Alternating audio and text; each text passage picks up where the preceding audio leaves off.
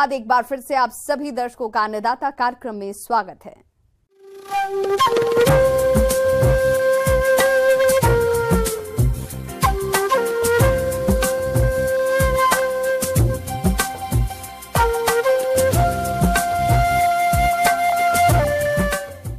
मौसम विभाग की रिपोर्ट पर साप्ताहिक कृषि सलाह इस प्रकार है।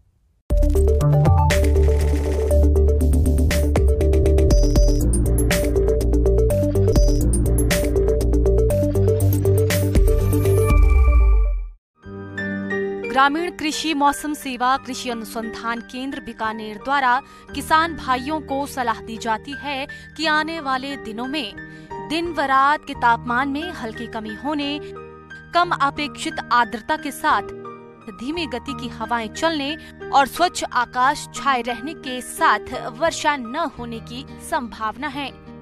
सरसों में दूसरी सिंचाई बुआई के 45 दिन बाद करें। चना की फसल में बुआई के 40 से 45 दिन बाद पहली सिंचाई करें।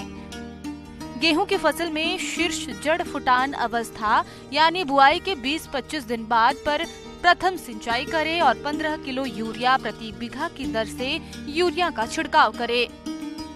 जौ की फसल में बुआई के 20-25 दिन बाद प्रथम सिंचाई करें और 15 किलो यूरिया प्रति बीघा की दर से छिड़काव करें। निराई गुड़ाई करके मिट्टी की नमी को संरक्षित करें। खेत को खरपतवार से मुक्त रखें। गेहूं की देरी से बुआई 20 दिसंबर तक कर सकते हैं। बुआई के लिए 120 किलो बीज प्रति हेक्टेयर उपयोग करें। गेहूं की देरी से बुआई के लिए राज 3765, राज 3777, राज 4083 एवं राज 4120 किस्में उपयुक्त करें। गेहूं की देरी से बुआई के लिए खेत तैयार करते समय या बुआई के पहले 33 किलोग्राम एमओपी के साथ 88 किलोग्राम डीएपी एवं 96 किलोग्राम यूरिया अथवा 132 किलोग्राम यूरिया एवं 250 किलोग्राम एसएसपी प्रति हेक्टेयर की दर से प्रयोग करें। गेहूं और जौ की बुआई हेतु बुआई के समय विटावैक्स नामक दवा से 2 ग्राम प्रति किलो बीज के हिसाब से उपचारित करें। दीमक प्रभावित क्षेत्रों में 100 किलो बीज को 450 मिलीलीटर क्लोरीपायरिफॉस 20 EC या 200 मिलीलीटर इमिडाक्लोप्रिड 17.8 SL को 5 लीटर पानी में घोलकर उपचारित करें। खेत पर लगातार निगरानी रखें जिससे कीट व्याधि के प्रकोप का पता चल सके। बेर में फल मक्खी के नियंत्रण हेतु अधिकांश फल मटर के आकार के होने पर डाइमिथोएट 30 EC 1 मिलीलीटर प्रति लीटर पानी की दर से छिड़काव करें। 15 से 20 दिन बाद दूसरा छिड़काव करें। अनाज या भंडारण 8% या इससे कम नमी पर करें। पुराने बारदाने को धूप में सुखाकर काम में लें। ध्यान रहे गोदाम में कहीं भी दरार न हो। गोदाम को 3 ग्राम सल्फोस प्रति 200 घन फुट की दर से घृमित कर वायु रोधित बंद करें। गोदाम को चूहों से सुरक्षित रखें। आने वाले दिनों में तापमान कम होने की संभावना है, इसलिए पालतू पशुओं का ध्यान रखें। रात और सुबह के समय उन्हें आश्रय में रखें और उनके खाने पीने में बांट की मात्रा बढ़ाएं। पशु को संतुलित आहार के साथ साथ खनिज मिश्रण भी प्रतिदिन खिलाएं।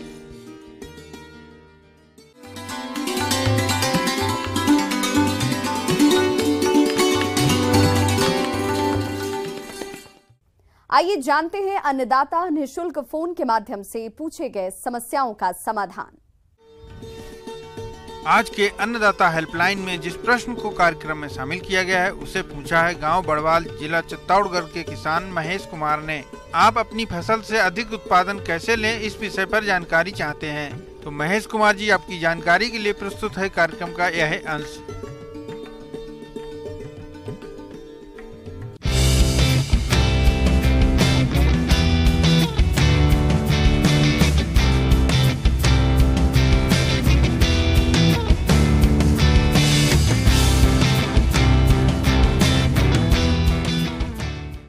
भारत में जो खेती योग्य एरिया है वो कम होता जा रहा है, तो जो उत्पादकता बढ़ानी है, क्योंकि एरिया कम हो रहा है, जो लिमिटेड एरिया बच रहा है उसी में अपने को उत्पादकता बढ़ानी। दिन प्रतिदिन बढ़ती जनसंख्या और खेती योग्य भूमि का कम होना एक गंभीर समस्या है। इसलिए अब किसानों को खेती करने के तरीकों में कुछ बदलाव लाने की जरूरत है। तो आप खेती करते समय किन किन पहलुओं पर खास ध्यान दें, आइए जानते हैं। पहला जो मंत्र है वो है समय पे बुआई करें।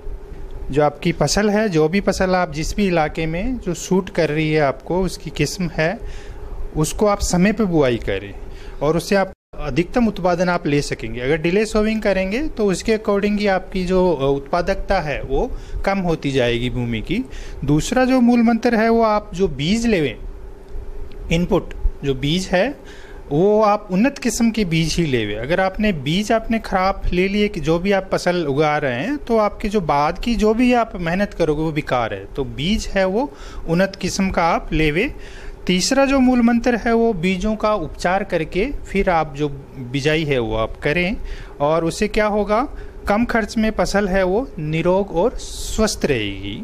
जो चौथा मूल मंत्र है वो मिट्टी की आप जांच करवाएं। जो आप उर्वरक उसमें डालेंगे न्यूट्रिएंट मैनेजमेंट के लिए, खुराक जो है पौधा है उसको खुराक चाहिएगी, जो खुराक डालेंगे वो आप मिट्टी की जांच करवा के जितनी ज़रूरत है उसके अनुसार ही आप न्यूट्रिएंट अगर डालेंगे तो आपकी उत्पादकता डेफिनेटली बढ़ेगी। पांचवा जो मूल मंत्र है वो ये है कि आप जो ग्रीष्मकालीन जुताई है उसको फॉलो करें। उससे क्या होगा कि आपके जो जितने भी खरपतवार है, स्पेशली जो बहुवर्षीय खरपतवार है या जो कीट है, रोग है, उनके जो अंडाणु है वो नष्ट होंगे।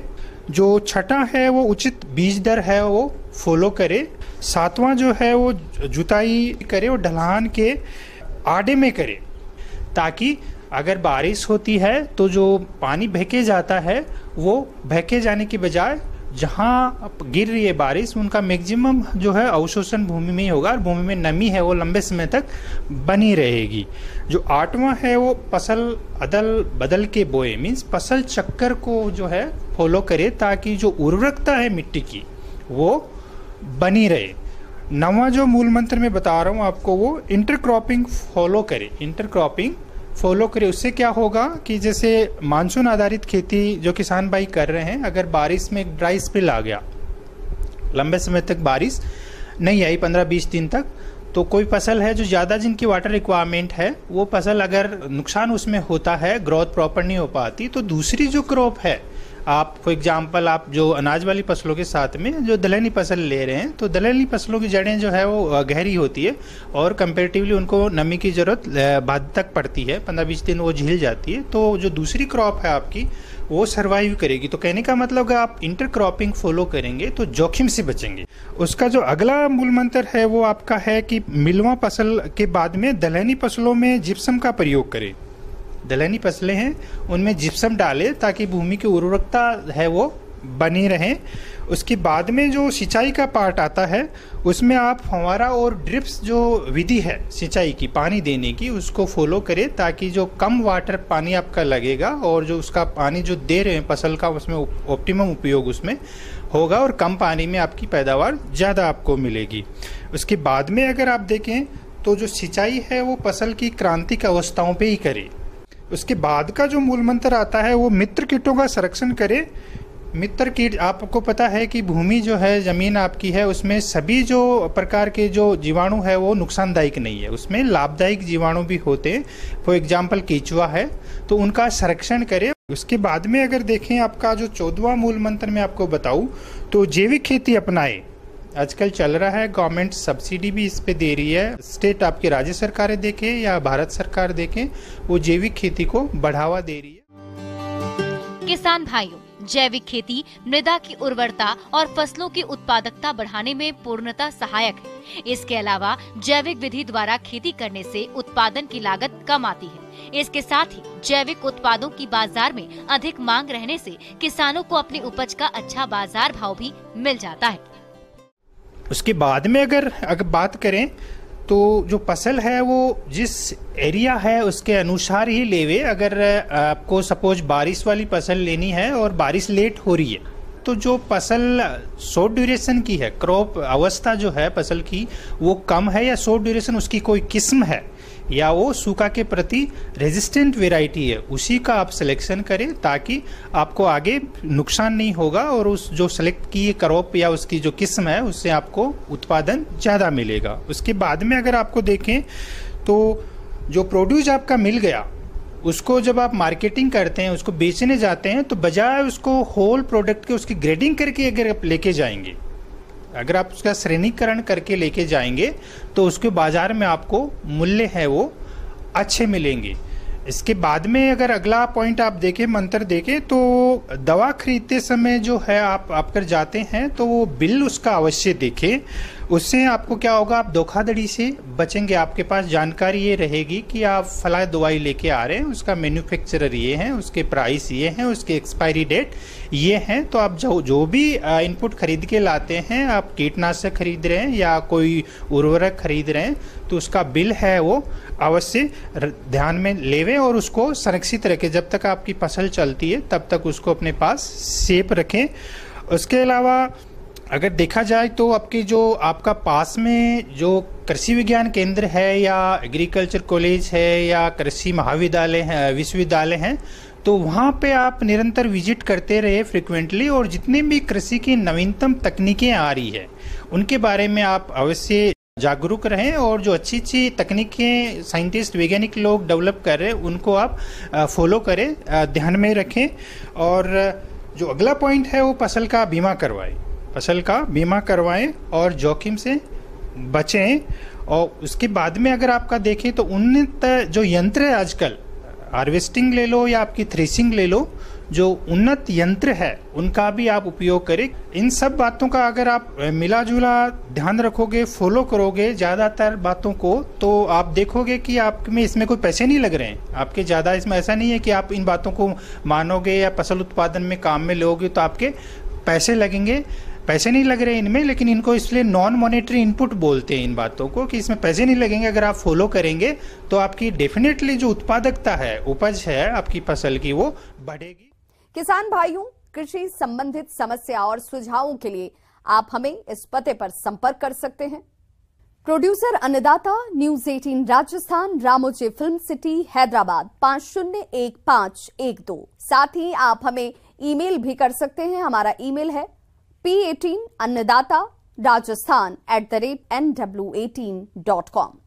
इसके अतिरिक्त आप हमें निःशुल्क हेल्पलाइन नंबर 180088922163 पर सोमवार से शनिवार सुबह 10 बजे से शाम 4 बजे के बीच संपर्क भी कर सकते हैं।